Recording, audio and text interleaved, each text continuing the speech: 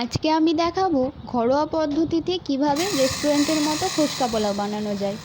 তো চলুন শুরু করি তাহলে। এখানে 1 কেজি মতো চাল নিয়েছি। এখন চালটাকে ভালো করে ধুয়ে নিচ্ছি।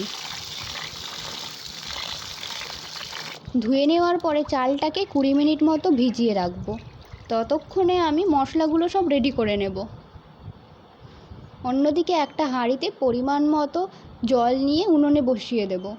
তাতে কিছুটা তেজপাতা, লবঙ্গ, গোলমরিচ, দারচিনি আর গোটা গরম মশলা দিয়ে দেব। এরপর পরিমাণ মতো নুন দিয়ে দেব। এখন কিছুটা সাদা তেল দিয়ে দেব আর একটু লেবু দিয়ে দেব। এতে ভাতটা আরও ঝরঝরে হবে।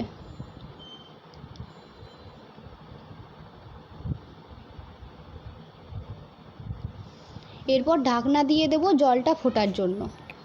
জলটা ফুটে গেলে তাতে ভিজিয়ে রাখা চালটা দিয়ে দেব।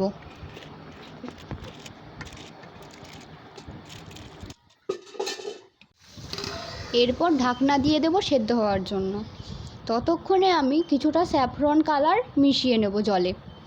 এখন ঢাকনাটা খুলে দেখব চালটা 80% সেদ্ধ হয়েছে কিনা।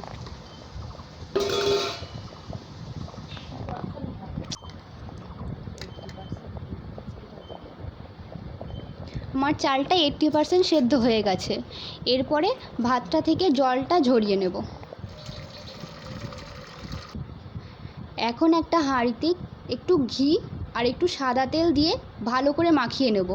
আপনারা চাইলে সাদা তেল নাও দিতে পারেন। এরপর আরেকটু গরম করে নেব এটাকে। এখন আমি লেয়ারিং শুরু করব। ফার্স্টে ভাতের একটা লেয়ার দেব।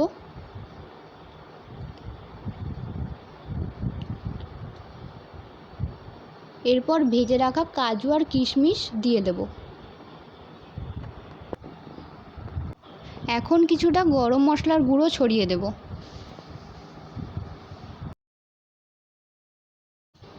এরপরে একটু কেওড়া জল ছড়িয়ে দেব।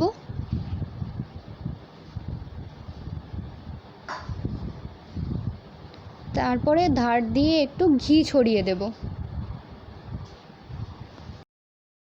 এরপরে স্যাফরন জলটা ছড়িয়ে দেব যাতে করে হালকা কালার হয়। এখন একটু স্বাদ মতো চিনি দেব, তাহলে খেতে হালকা মিষ্টি লাগবে। আপনারা চাইলে নাও দিতে পারেন। এইভাবে দুটো লেয়ার করে নেব। চলুন, হয়ে গেছে লেয়ারিং। এরপরে ভাপে বসাবো। 15 মিনিট মতো পরে ঢাকনাটা খুলে নিয়ে ভাতগুলোকে আলতোভাবে ওপর নিচ করে নেব, যাতে করে ভাতগুলো ভেঙে না যায় আর মশলাটা চারিদিকে সমানভাবে ছড়িয়ে যায়। এরপরে ঢাকনাটা আবার দিয়ে দেব। ভাতটা কতটা ঝরঝরে হয়েছে দেখলেন?